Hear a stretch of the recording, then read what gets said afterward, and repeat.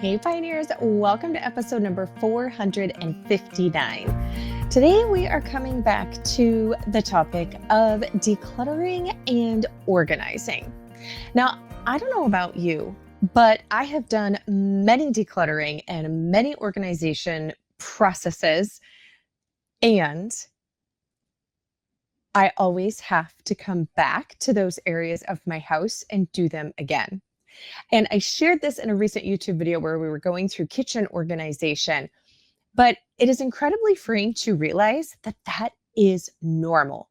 I had this false dichotomy in my head that if I actually decluttered and organized the right way, which I could never seem to figure out what the right way was, that I would somehow reach this magical pinnacle that my house would always be organized and it would always be decluttered forevermore, and I would never have to touch it again. And I realize now that that's kind of silly, but perhaps you were like me at one point, and perhaps you're like, no, sis, I always knew that wasn't the case. Well, that was an area I was a little slow on because I would get very frustrated with myself and sometimes with family members, but usually honestly myself, that I'm like, I have put so much work into decluttering and organizing, and the house never stays perfect or even stays really at the level that I necessarily want it to be. So I'm really excited for today's conversation and the interview that I did with Dana because it really paints a different picture. And I have to tell you that I had some epiphanies during this interview and have already went and been able to put them into place and have already seen a difference in the house. But it really was the way that I was viewing things. And I'm really excited for you to dive into this because while it might not seem super, super homesteady, we all have homes and we all have stuff. And homesteaders, you'll hear me talk about this in the interview with Dana, we're never most likely going to be minimalists because when you are raising your own food and you have food storage and you are doing food preservation and you are cooking from scratch, I mean, just those things alone, you are going to have more equipment than most kitchens and homes would have in them. But you definitely can still have your home function in a way that doesn't make you crazy if having a lot of chaos makes you crazy, which honestly, it does have an effect on most people. But we also talk about that. What is the level that affects you is going to be different necessarily than the level that affects somebody else, and how important it is that we create a home based upon what our levels are.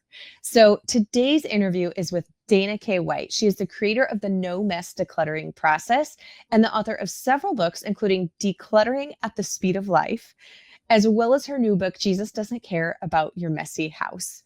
Her blog and podcast, A Slob Comes Clean, is the completely honest story of her never-ending personal de-slobification process. Now, this is really fun because my middle initial is also K. And Dana shared that she uses her middle initial K too, as well as I do. When she started out her writing career with her blog, A Slob Comes Clean, that she used her middle initial as well because there was another Dana White. And I use my initial, my website, Melissa K. Norris, and I often refer to myself obviously that way. And that is because I could not actually get the domain name, which is what they call a website, of melissanorris.com. But I could get melissaknorris.com. So forevermore, I have to say my name with my initial is Melissa K. Norris. So I thought that was kind of fun that we both shared that in common. And Dana proclaims herself as a passionate but terrible gardener. So without further ado, we're going to dive straight into this interview because I think that you are going to gain a ton of insight and hopefully some clarity on what the process is going to look like and be best for you and your household on creating a decluttered and organized homestead. Well, hey, Dana, welcome to the Pioneering Today podcast. Thanks for having me on. This is so fun. Yeah, I am really excited to talk about this. I feel like decluttering and organization is just an ongoing, maybe I shouldn't use the word battle. Maybe that's because I have a wrong viewpoint of it, but I feel it's like a battle for sure. It's for okay. sure a battle. I'm like, it's an ongoing battle in my life. And I think it's because I have or at least this is the conclusion I'm landing on at this Mhm. moment in time. I feel like I have some type of thought process that it is a one-time thing. Like if you Mhm. do it right, that you're going to be completely organized and decluttered forevermore. Mhm. And I don't know if that's just like a fantasy or is that It actually is. attainable? No, it's a fantasy. I mean, but that's good news, right? Like it's good news. So my story is that this was my biggest struggle of my entire life, right? Like I had always been messy my whole life. And I started writing about it anonymously because it was my deep dark secret, right? Started writing about it, getting my house under control. And so a lot of people now, we're 16 years in, it is the thing I actually teach for a living now. But a lot of people go back and read those very beginning blog posts, from 2009 and all the way on. And the thing I hear from people all the time is that the most encouraging thing that they gain from that is the realization that this is a forever process. Because even though that feels like it's discouraging, like, wait, I'm not going to be done. It also means if I accept that this is how it is, that this is the reality that I'm always going to be decluttering, then I also realize I haven't failed because I'm not finished yet, right? So I was always trying to get my house under control and I was always feeling like, what is wrong with me? I have not achieved this yet. I am not done. I am going back and working on a space that I worked on before. What is wrong with me? That's what one of the big things that would always run through my head. And it was discouraging. So to realize, oh, this is just what people do. Like the people whose houses are always under control are continually decluttering. They may not have to call it that the same way that I do because I am a natural clutterer, but that's what they're doing. They're continually getting stuff out of their house and continually tweaking and working on things because that's just the way that it is. And it's freedom, right? Like it's freedom to realize that. Yeah, no, it very much is so because I had kind of come to that natural conclusion, at least about myself. I'm like, Mhm. for me, and with my natural tendencies, I can get it to a place where I'm really happy with it. But then, depending on how often that room or space is used, within a year, I'm finding, oh gosh, I've really got to go back through and do a reset Mhm. here. And so I'm like, okay, that's just the way I operate. Maybe I just haven't figured out the secret yet to not have to continually go back. That is the secret, right? Like, but every time you go back, isn't it a little bit easier? Now, Yes. if we're Yeah. talking about decluttering as opposed Right. to organizing, right? Because so many times what I was feeling like I was beating my head against the wall was that I was trying these complicated organizing systems that were never going to work for me because I didn't realize that my actual problem was I had too much stuff. I had more stuff than I had space for, and I had more stuff than I could handle. And so every time I go back, as long as my focus is decluttering and having less, then even though it feels like the space is back to being a mess, it's like, no, it's not where it was before because the things that I got rid of before are gone. And so where maybe before I was decluttering after ignoring this space for 4 years, I go back in a year and it's only a year's worth of stuff that has kind of somehow drifted back into that space, right? So I'm dealing with different kinds of things and I'm not back to square one. Yeah.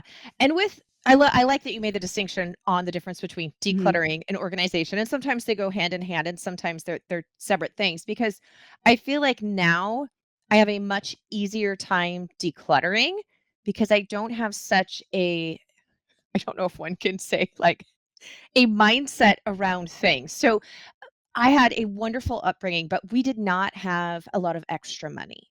Mhm. And my dad was born during the Great Depression. Mhm. And so of course as he was raised and grown up, my grandparents, his parents, they didn't throw anything away because they had went through time periods where they couldn't buy anything. They literally had, no money to buy anything. And so they always kept, everything. And a lot of grandparents or great grandparents, depending on Mhm. your parents' age and Mhm. people's age, that was a thing from the Great Depression. That was a very common thing. They would find like twist ties or bread bags, like they saved everything. And so my dad still that shaped his upbringing. Mhm. And so he still very much was like that. And so when I guess I don't know if scarcity is quite the right thing to say. It was just we didn't have a lot of extra money. Mhm. And so you held on to things because you're like, "Oh, I might need this down the road and I might not have the funds to replace it." And so I found for myself as I entered into adulthood in my own home that I carried a lot of those tendencies and I had to get really honest with myself like, "Why are you keeping this? Are you using it?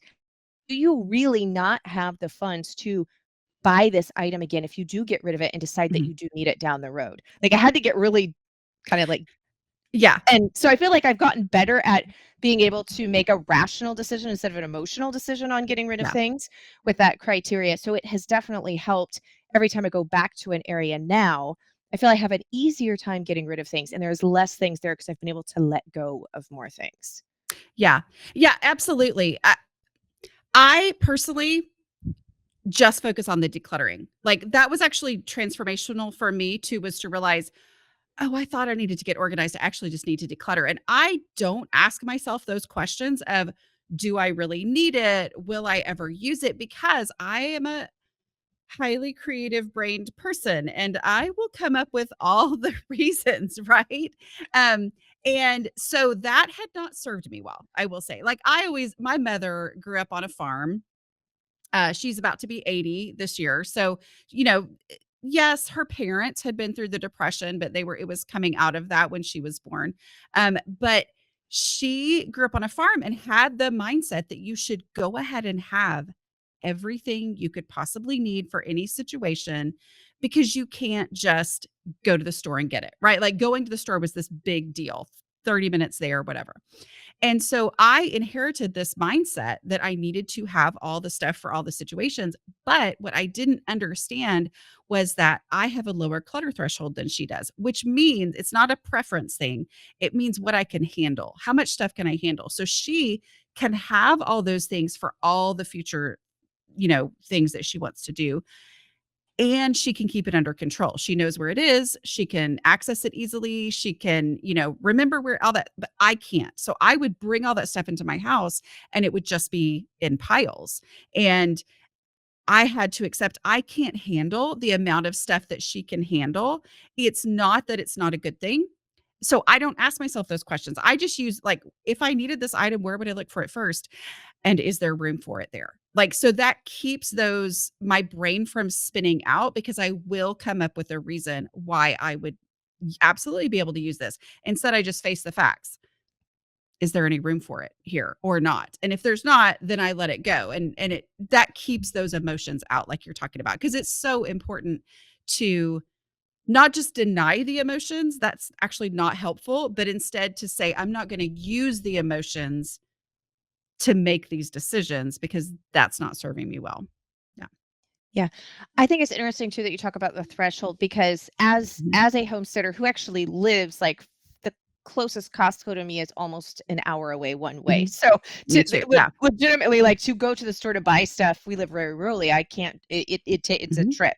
So and as a homesteader, myself and most of the listeners to the podcast, we are very much thinking about, some of those things. Like you do keep a backup of things, or if you Mhm. couldn't replace it from the store. So I think even for homesteaders with decluttering and organization, um, we naturally are going to probably never live a minimalistic Mm-mm. lifestyle or household, and have a tendency to have more things than probably like your average Mhm. household. Um, and Yeah. so that threshold piece, though, I think is really important to acknowledge, and that everybody's is going to be a little bit different, but also acknowledging that the space around us and our clutter, at least this has been a realization for me, definitely does affect your mental state and also sometimes your sense of overwhelm, even if it's not Mhm. you don't consciously recognize it. Right. Yeah, and I think that's the thing, is arbitrary rules about clutter are not helpful because we are all so different, right? Like, if homesteading is your identity and that is your passion and this is what we have chosen to do as a family, That is very different from living in a New York City apartment, right? Like, where you have are they called bodegos or was that what it is? Anyway, I always think that's such a cool word that I what's that word that they use? Anyway, yes, but You say that and I'm thinking a bidet, and I'm like, I think that's just a water no, it's not feature a on your bidet. toilet. No, no, no, no, no. Okay. Um, Sorry, but you I know what have I no mean? Like, idea. but it's like we all have different situations. So the reality is that your space that you have is the space that you have.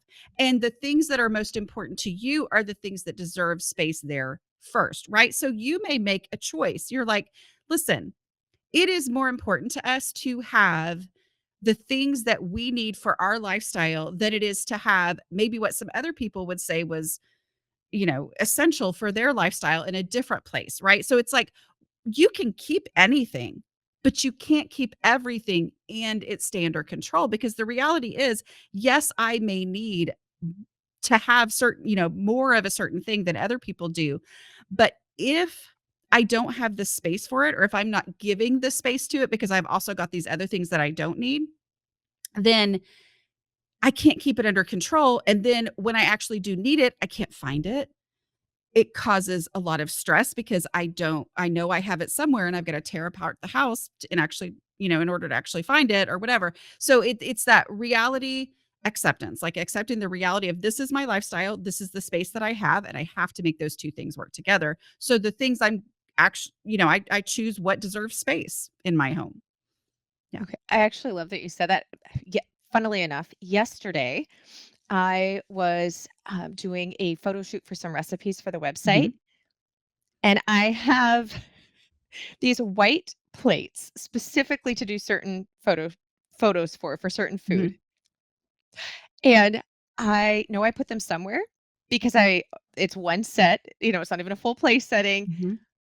I ended up looking for a half an hour and I have not been able to find them. And when my husband came home, I'm like, "Do you happen to know, like, have you seen these, Yeah.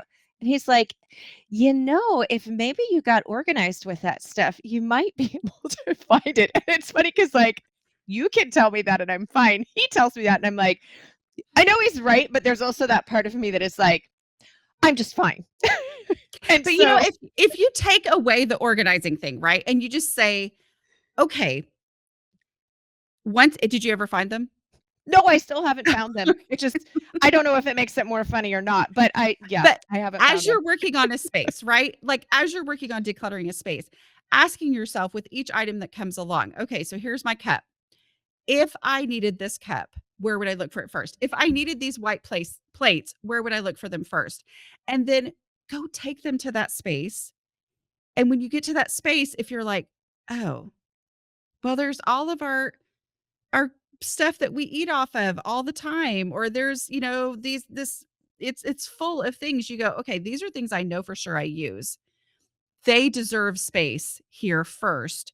And then something about saying, okay, what deserves space the most? It's not that I say I don't want these things or I don't need these things. I just say there's only this limited space. Then I go, oh, actually, yes, I can get rid of these. And it somehow takes the angst away from like trying to find a space for everything, but instead going, "No, this is the place where I would look for it, so it should be here." Because then next time it'll be in the place where you look for it, which is like the goal of being organized, right? Yes, and sometimes the Yeah, simplest things, like I yeah. have noticed this a lot in life. The simplest things are sometimes the hardest for us to implement or to even Mhm. realize until you hear them laid out like that. Because you're like, well, of course, that's very logical. But it's not what a lot of us intuitively do. Well, I mean, how many times do you say and I did this myself for years before I finally, started develop this way, but I hear it all the time too. It's like, "Well, I got organized and now I can't find anything." Yeah. Right? Like, people Yes. say that all the time, and I used to say that. And that's actually the opposite of being organized, right? So it's like I had to say, "Wait a minute, that is not working for me." Coming up with these super logical, perfect places for things is self-defeating. Like, it's like I'm setting myself up for failure doing that. Where when I say, "Where would I look for it first?" Okay, that is kind of a weird place, but if that's where I would look for it first, that's where it needs to live. Yeah. I Yeah, love that. yeah. Now, and one of the things that I think this is quite intriguing is talking about your struggle to keep your home under control and how it's helped you to understand God more and Mhm. the relationship with Jesus. So on the podcast, I always very often, I shouldn't say always, I do a verse of the week. Okay. And so my listeners are pretty, most of them are pretty used to talking about my, my relationship with God and with Jesus. And I have personally found gardening specifically very much has brought me closer to the Lord. I feel like he speaks to me a lot out there, like it brings a lot of the parables to life, Mhm. etc. So I was really intrigued when Yeah. I saw that. So I'd love to hear that aspect of it from you as well. Yeah, yeah. So, like in my new book, Jesus Doesn't Care About Your Messy House, I talk about like, let's separate out, because there's so much guilt that gets layered on when your house is messy. So, we take all that away. So, I'm like, it is not a spiritual issue for your house to be out of control or for your house to be messy, right?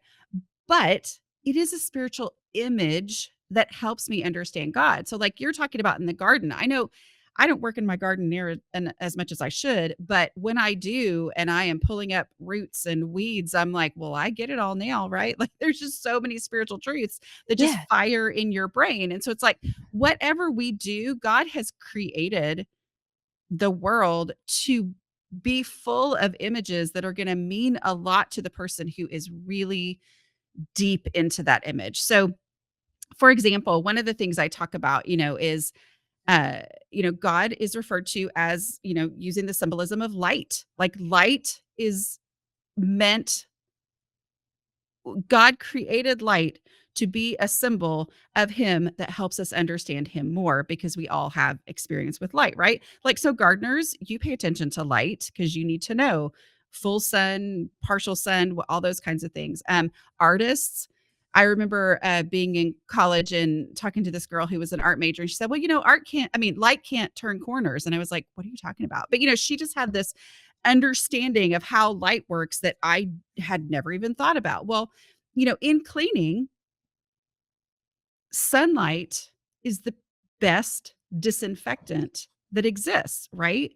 So so this understanding of, oh, okay, light cleans just through exposure, right? Because we think of when we have to clean something gross or something that really stinks, it can feel overwhelming. Like, okay, what kind of system do I need? What kind of product do I need? What kind of intense, um, you know, something that's going to be corrosive? Like what am I going to have to do to really scrub this out and get rid of this bad smell, right? When in reality, the best way to get rid of that bad smell is to set it out in sunlight, which is exposure to light, and that is the best way to get rid of the smell. And so when you think of it in that way, you go, okay, so my exposure to God and God's word, the Bible, when I expose myself to that, just through the exposure, not through the works and me trying so hard and me working so hard on changing all these things, but literally just the exposure to God through his word changes me. Like it purifies me. It changes everything about me as I'm exposed to that. And so I, I talk about in the book, I'm like, it's a special thing. Like you have a special understanding because of your passion for gardening, because you have a deeper understanding of gardening. You have a deeper understanding of the things that God shows you through gardening, right? I choose to view it as a positive thing. I don't love this thing about myself that I tend to be messier than the average person, but the fact that I I understand the shame and the frustration with myself over, a suitcase that I open up that I forgot about for 3 months and it had a wet bathing suit in it when I got home from vacation, right? Like that doesn't happen to everyone. It happens to people like me, right? Like we are the people who open up that suitcase and the smell hits you and you just go, I can't believe I've done something like this again. I can't believe I've ruined this. How did I forget that? I have all these thoughts and it starts to feel like, what am I going to do? And then I remember that the best thing for me to do is to go expose this suitcase to light, right? Like I know that it's an image, right? But I have a deeper personal understanding of the power of sunlight because I understand the shame and the frustration over forgetting about that bathing suit in the suitcase for 3 months in my Texas garage, like those things. And so I think that's one of the things I talk about in the second part of the book is like the imagery that helped me understand God more, and which I'm never excited that this is my struggle, but if it's going to help me understand God more, I can be thankful for it, right? I can be thankful for those opportunities to understand him and appreciate him more. Yeah. It's really interesting too, because when sunlight definitely shows you dust and dirt too. Streaks on Mhm. windows, like on a Yep. cloudy day, and maybe. But man, when that first, like, especially here living Mhm. pretty far north in the Pacific Northwest, when those first sunny days happen in the springtime, oh man, like, do you see dust areas and things on windows that probably have been there all winter, but you just didn't notice them to that degree? And so as you were talking, I'm finding that's very interesting because not only is it the sunlight that exposes them, but it also is what helps you to clean them. And so from a Mhm. spiritual aspect, Mhm. God's light does expose the areas in Mhm. us that not in condemnation, but Mhm. that need to be fixed or need to be forgiven or need to be dealt with.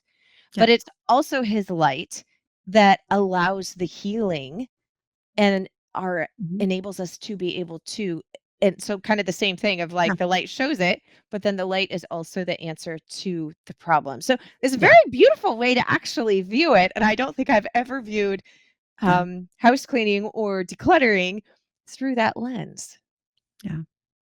Yeah, I think whatever your unique focus is in life. I mean, this has become my focus because this is the career that God gave me. But um, I think looking for the ways that you can understand God more through his creation is really powerful. I mean, I remember when my kids were little, they're old now, but um I remember just, everything about parenting, right? Just gives you so much more understanding about God. you know? Like as far as your love, but also your frustration, and you're like, are you kidding? I've told you so many times so clearly and you don't see it, um but just that reality of like, the child learning to eat.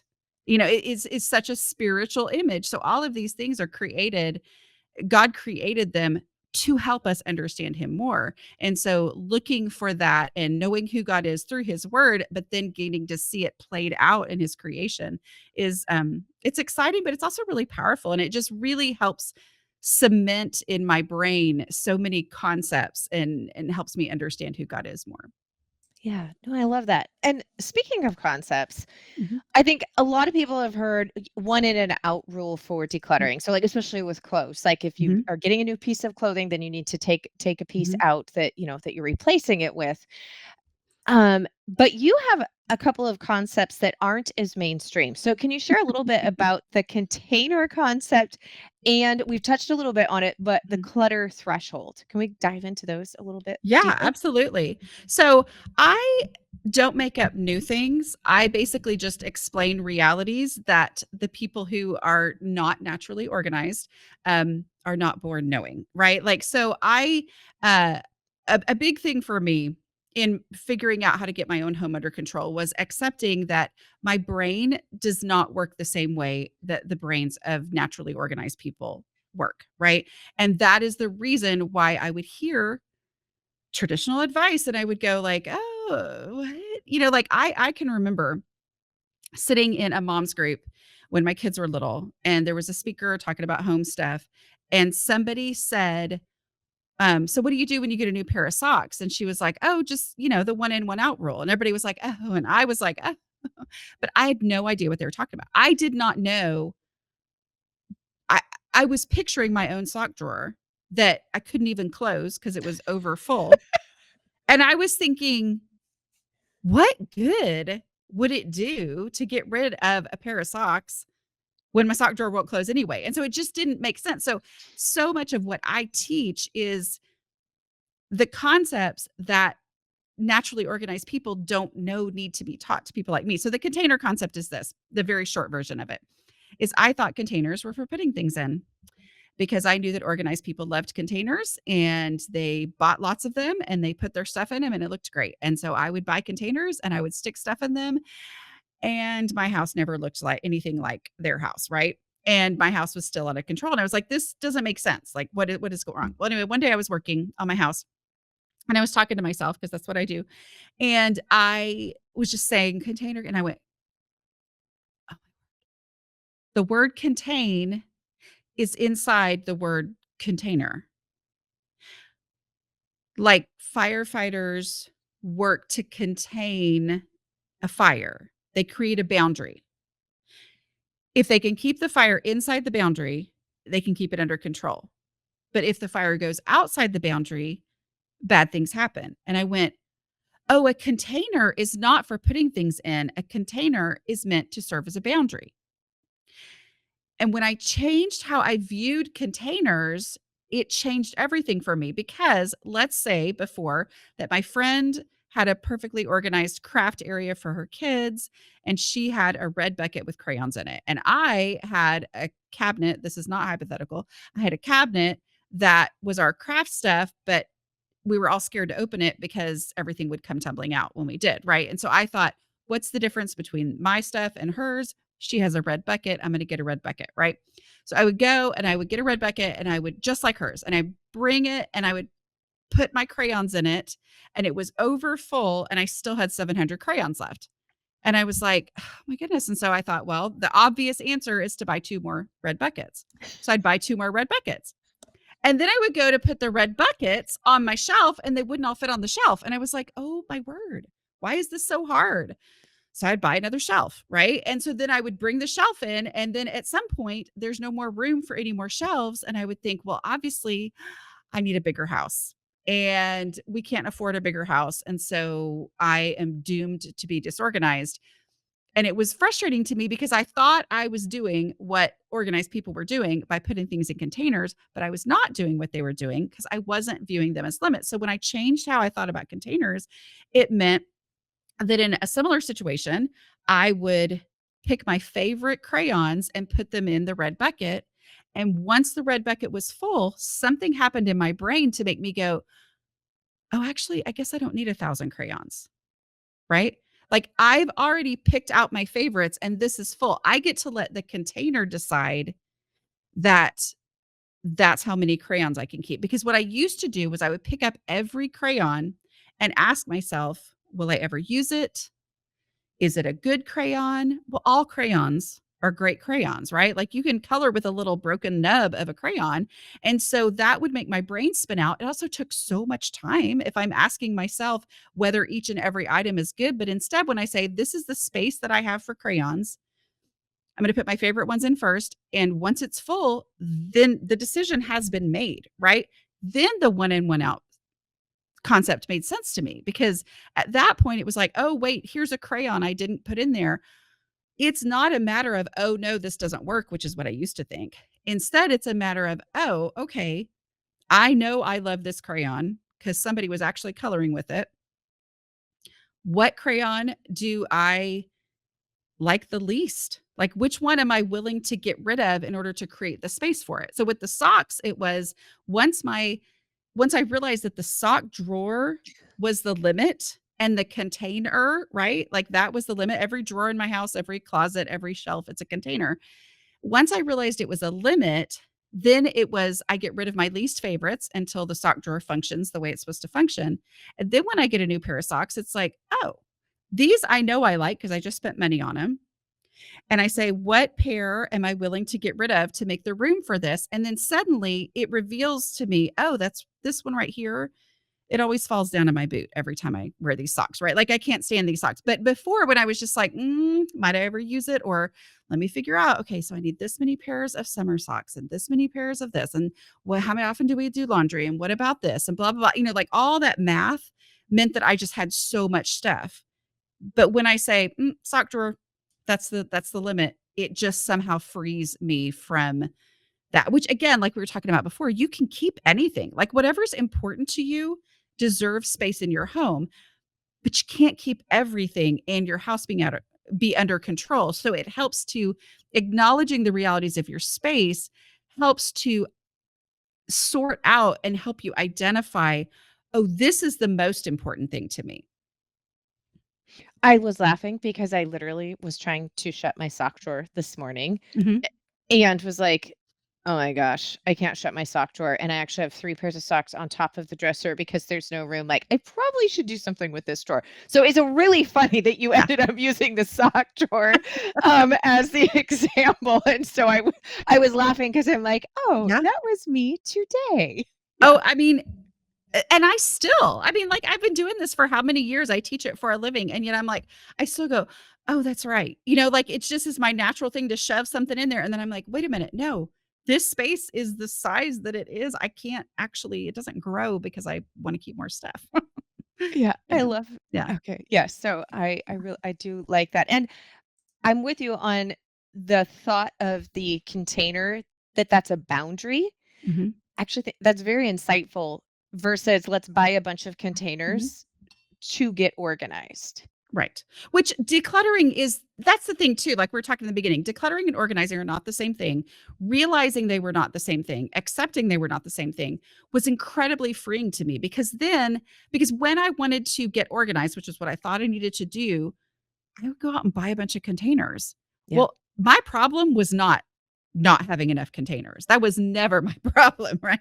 But when I said I'm just going to declutter, then I was able to start immediately and getting stuff out of my house. And the more I got stuff out of my house, the more I ended up realizing, oh, I have containers to donate because I have more than I actually need. So I recommend don't buy anything to get started. Just declutter, get it down to the reality of the space that you already have and live with it for a while, because once you live with it for a while, then you're gonna realize, what would actually be helpful here is a container that's this size and this shape, and that would be helpful. But if you're trying to buy containers and you haven't decluttered yet, you're thinking you literally have no idea how much stuff you're gonna have to put in containers. You need to do the declutter. Even if you think getting organized is the answer, it's not, it's decluttering. But even if you think it is, you still have to declutter first. Yeah, that's really good. One of the things that we see a lot of, especially with the rise of social media, Mhm, and that is societal expectation. So a spotless, organized home, like, you'll see it, everybody's best foot forward, reels and profile mhm. pics and Pinterest pins and all those kind of fun things. So short cleaning tips, quick fixes, organizing reels, those can make people feel bad that they aren't enough in comparison to others. So, based Right. on your own experiences and insights, what advice would you give to people who are maybe feeling that way? Well, I think it's really important to understand that a tip is not the thing that will change your home. If your home is out of control or frustratingly messy, a quick tip is not the answer. A quick tip is a way to tweak an already existing process, right? So if for example, my best tip I can give you for if you have a glass shower door is to squeegee it every single time after you shower, right? But that is not helpful to the person who hasn't been doing that and has hard water crusted on there and soap scum crusted on there that has been going on for, 3 years or whatever. And now they try to spray some stuff on it and it just doesn't even make a difference, right? Which used to be me.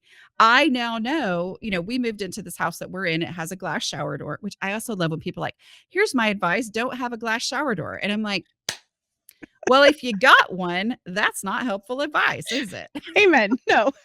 It drives me bananas when people are like, just don't have one. I'm like, oh, okay, so remodel my house. Okay, right. Yeah, like that's gonna happen.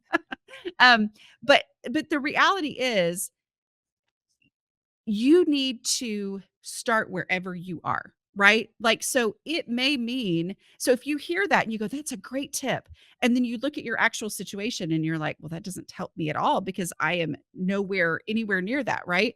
Like, if the reality is, you may not be at a point where that tip is helpful for you. Not saying it's not a great tip, but where are you actually? Like for if you have the hard water and the soap scum and you don't want to use harsh chemicals, which I actually think it's better to not use them. If you, get an old gift card, like an old plastic gift card, and start scraping it, like scrape it off that way, and then you can start with the tip. But I think that that can be defeating when you hear this or you watch this thing and you think, oh, this is a great idea. And then you turn around and face your actual situation and you realize it's not something that would help me. So I think understanding that tips are for tweaking already existing processes, where really getting down to the actual, you know, reality of where you are. For example, like, sometimes people say, "Oh, do this in your kitchen every day." I'm like, "That's great, but if you can't do anything else, do the dishes." Like that's the thing I focus on more than anything else. My first book, How to Manage Your Home, was like, I think I counted it up one time. I said do the dishes 52 times in that book. Right? Because it all boils down to do the dishes every day, right? Like so there might be some great way to do the dishes, and that's what I used to always focus on, right? Like I was always out there trying to research and figure out the best way to do the dishes, when in reality I needed to just get in there and do the dishes. Right? Because as long as I was focusing on all these great tips and finding this way, and then I would get more overwhelmed and behind, which meant I thought I needed to find an even better tip. And it was just bad cycle, right? But instead, when I got in there and said, I'm just gonna do them wrong. I'm going to do them not knowing the best way to do them. The more that I did that, the more I realized, oh, this is how it actually should work in my home for my unique family. I always tell people, if you have a frustrating spot, the best way for you to figure out an ongoing solution for yourself is to solve that problem today and then solve it again tomorrow before it turns into a problem again, and then solve it again the next day before it turns into a problem again. Solve it every day for 7 days, and you'll figure out what does work for you in your home and your unique family, as opposed to, you know, searching for a tip and then feeling like, oh, that didn't actually work. Well, you can't judge anything like that on the first day. Yeah, no, that's great. So, where is the best place for folks to continue learning from you, gaining your wisdom? We'll definitely have a link to the book, but where is some other spots where people can get to know you more and continue to learn from you? Yeah, so you can always just Google Dana K. White. I'm basically everywhere, but you got to put the K in there because there's a man named Dana White who runs the Ultimate Fighting Doolally or whatever. That's not me. So anyway, um, yeah, so you got to put the K in there. But A Slob Comes Clean is the name of my website. That's the blog that I started way back when I was just trying to figure everything out, and that is my home base for everything. And I'm on YouTube and have a podcast and all that. So if you just Google Dana K. White, and I have multiple books out there. My first books are just the how to get your house under control, how to declutter, and then this most recent book tackles the spiritual side of things. Yeah. Well, thank you so Yeah, much, Dana. This was a lot of fun. fun. Actually, I Thank got you. some great insights that I'm excited. Number one is the sock drawer containment. So Yeah, thank just you. take your least favorites out until it fits. I love it. Thank Yeah. you. That's been really fun and very helpful. Thank you. And yeah, thanks so much for coming on. This is so fun. Thanks. Well, I hope that you enjoyed that interview as much as I did. And I'm happy to report back. Not only did I contain my sock drawer and get that completely organized, I also then was motivated, perhaps is the right word, to move on to and doing the same thing in our master bathroom with a section of the countertop right around the sink. So am looking forward to hearing how this helps you, if it did, and what area you tackle and solve first now that you have this. Maybe it's not new framework to you. It was a new framework and way of thinking about it to me, the whole contain versus container part. So I look forward to hearing in the comments if you're watching this on the YouTube channel, if you're reading it on the website, or in a review on your favorite podcast app. And really, the only way with podcasts that people discover new podcasts and podcasts can grow and help more people is if you share it. So I would love it if you would share this link to this podcast, however you're consuming it, with somebody. And we will all be able to make someone else, hopefully, provide value for them and help the podcast grow at the same time so we can have more people living healthy, natural lives. So thank you so much. I appreciate it.